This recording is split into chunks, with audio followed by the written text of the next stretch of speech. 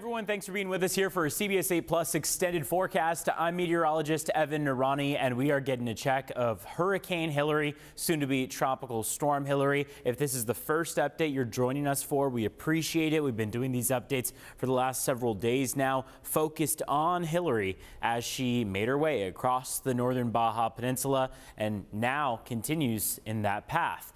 Right now, the latest update that we have for you, and again, we're recording this right now on Saturday night. It's about 11 p.m. Saturday night, 10:30 specifically, and we're watching as Hilary has now been downgraded. This is a great sign. This is what we expected to happen. Hilary is encountering cooler ocean water, and as she travels north, she will continue to see that cooler ocean water.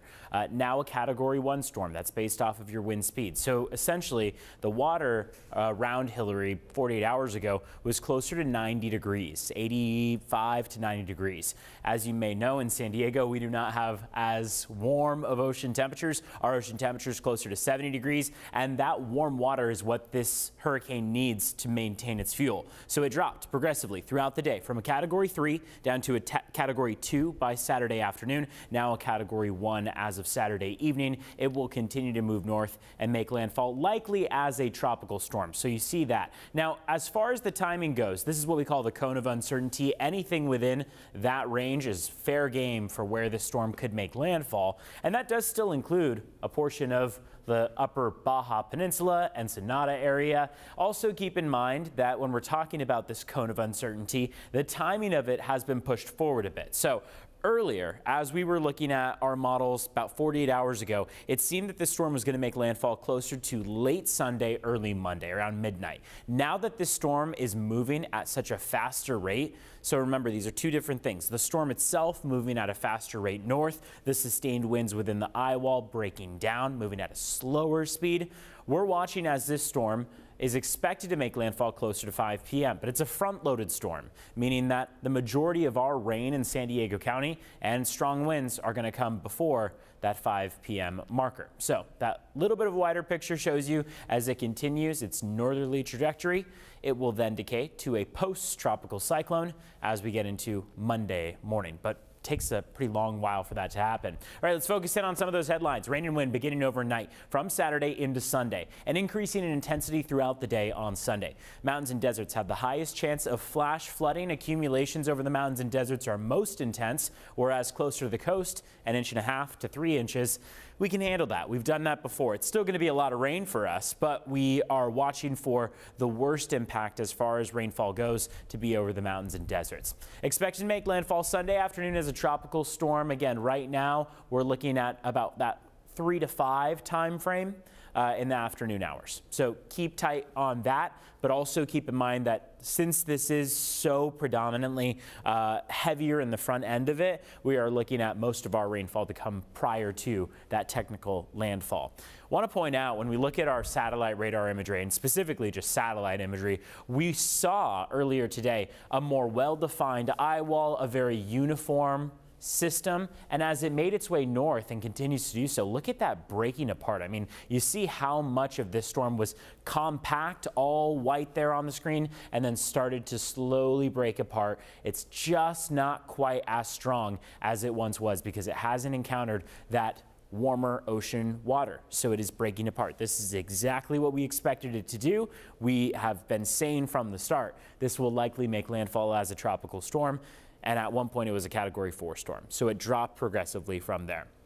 When we look at satellite radar, late Saturday night, early Sunday, we're expecting showers to begin over the mountains and deserts. This has been the last couple hours. And again, this is as of about 10:30 p.m. on Saturday. Showers popping up across the mountains and deserts. They will begin to push west from here. As those showers push west, they will begin to increase in intensity. Localized, heavier bouts of severe thunderstorm activity easily possible as we get to those more inner bands of this storm. I want to give you a little bit of a wider look and show you how much moisture is just surrounding us. Earlier today, a good portion of the state of California, off toward Nevada even, saw plenty of thunderstorms popping up. We in San Diego saw a relatively dry day overall, but that is not the case for the entirety of the state. We call them popcorn thunderstorms just because they've popped up in random spots across the state of California. San Diego, though, has been mostly dry. We have a tropical storm warning in San Diego. It extends all the way down through the upper Baja Peninsula. Tropical storm warning, first one San Diego has ever seen in its history, and Southern California has ever seen in its history because it extends all the way up through LA County. Hurricane warning as you move farther south. That's that more light red tone on the screen here. So let's walk through some of those models, shall we? Time this storm out for you. Overnight, from tonight into tomorrow, I've said this a couple times, we're going to watch these showers intensify. Here it is, yellow across the screen, across the mountains specifically. We're watching as those showers pick up in intensity. They're going to break apart, so we're going to see these come in waves, right? So this is 7 a.m. Along the coast, we've got a more moderate band of precipitation taking place. Could be a little bit of a break for the mountains at that time. We'll continue all the way through 10:50 a.m. Watch as red pops up on the screen. Red is where we see the indication of severe thunderstorm activity taking place. That will continue north. Notice it is mainly over our mountains and deserts. That's where we see that heaviest flash flooding risk, but it will be a county-wide risk that we encounter because you even see close to the coastline some of that red popping up here on the screen. If we push all the way through 5:50 p.m., a lot of this storm is now passing to the north of us, at least the heavier bands, but we will still have the opportunity for some pretty moderate to heavy bands coming through. I mean, we just saw that orange and yellow popping up, passing north. This is now past midnight from Sunday into Monday morning. And Monday morning, we're still watching as those showers start to break apart. This is much less activity than what we're going to be seeing for, say, Sunday afternoon, but it's still activity nonetheless. Giving you a little bit of a closer look, you can see across our mountains, Pine Valley, Borrego Springs, watching as overnight those showers pick up and spread off to the west. We'll see the coastline waking up to some heavier showers as well. The heaviest bands that we see coming in those darker tones close to the Pine Valley area, Mount Laguna in for a pretty decent amount of precipitation as well.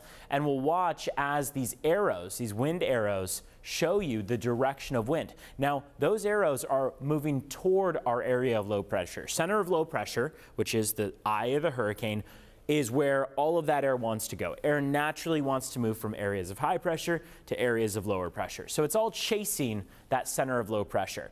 And watch, as we go into our eye of the storm, essentially, that wind shifts direction. Now we're seeing that wind come from the south and move north because it's chasing that storm as it heads north. But we're still watching as pretty decent bands come through Sunday night into early Monday. And Monday morning specifically, 4:30 a.m., we're pretty much back to dry skies out there. How much are we looking at overall? 1.5 to 3 inches. This is a lower estimate, that 1.5 marker, versus the previous 2 to 3 inches we were favoring. So now we're looking at 1.5 to 3 inches. We would prefer lighter accumulations. We would prefer less of an impact, but we want to keep you prepared for whatever's going to be coming our way. 5 to 7 inches across the mountains, that's going to be the heaviest. There's some indication that Mount Laguna could see the heaviest accumulations overall. 7 to 10 inches is what they're favoring. And then across our deserts, 3 to 4 inches. Depending on how fast all of that comes down, we could still see the possibility of flash flooding associated with our local deserts, and especially up to the north of us. San Bernardino, Riverside County also in for a good portion of this storm. Looking at your model comparison close to the coast, our San Diego coastline.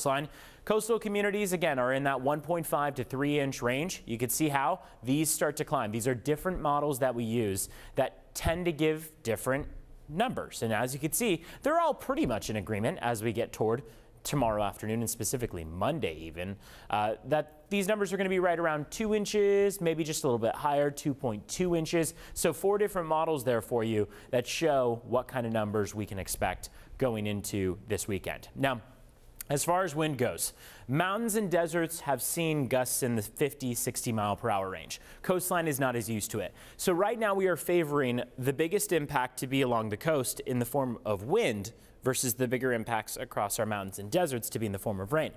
And you can watch as those winds pick up. Now, we are still concerned about the possibility of 50 and 60 mile per hour gusts across our mountains and deserts coming in conjunction with that rain. But what we're really going to watch out for is as this wind starts to spread west and you see that eye of the storm come about. Here it is again, closer to 5, 6, 7 p.m. on the clock. And we see that air circulating. This is that counterclockwise movement. And we're going to watch as those gusts pick up. Areas of purple on the screen closer to Fallbrook. Oceanside's at 33 miles per hour, 36 for Del Mar. Expect sustained speeds with the storm between about 30 and 40 miles per hour. And then those gusts to peak at about 60, maybe even 70 miles per hour.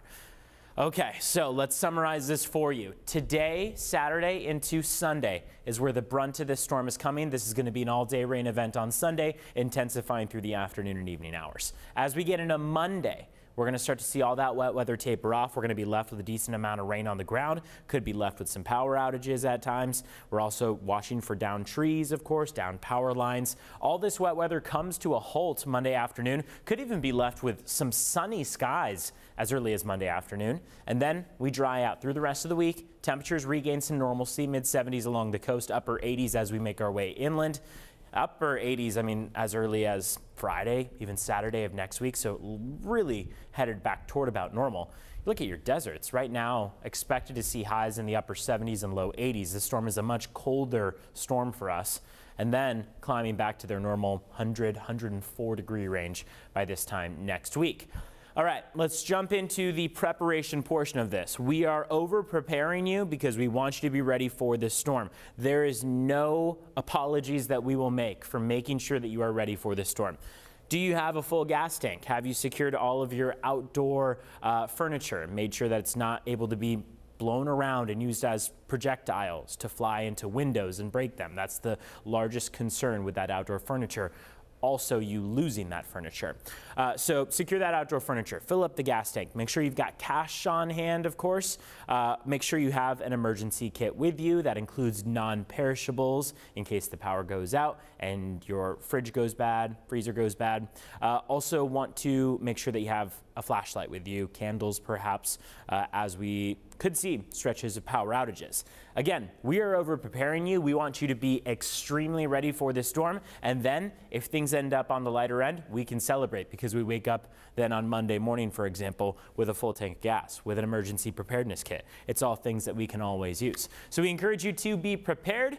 We are going to be tracking this storm all day long. You'll want to join us for special coverage throughout the day on Sunday. You can find more on our website, cbs8.com, cbs8.com/weather as well. I'm Evan Irani with the CBS 8 Plus extended forecast. We hope you are in a safe place. Try to stay off the roads, make it clear for those emergency vehicles as we get into the day on Sunday. And we will see you back here as we continue with emergency coverage and with special coverage of Hurricane Hilary.